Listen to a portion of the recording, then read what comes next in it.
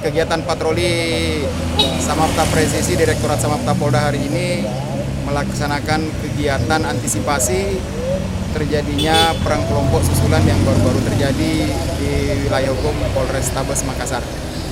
Kami mendatangi kemudian melakukan edukasi dan dialog dengan warga sekitar TKP, kemudian memberikan pemahaman dan menyampaikan untuk tidak mudah terprovokasi atas tindakan-tindakan atau provokasi dari orang-orang yang tidak bertanggung jawab, sehingga dapat terjadi kedamaian aman di lingkungan tersebut.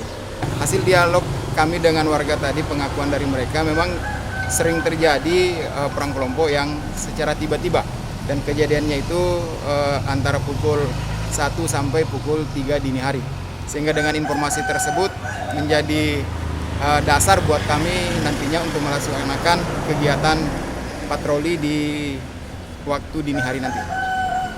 Bang, kalau untuk patrolinya sendiri, lokasinya berapa titik, Bang? Ya, untuk kegiatan patroli siang hari ini yang kami laksanakan ada banyak lokasi yang kami datangi, ada kurang lebih sampai 5-6 titik, diantaranya lokasi perang kelompok, kemudian pemukiman-pemukiman baik di jalan sentral maupun di pemukiman padat penduduk yang memasuki gang-gang.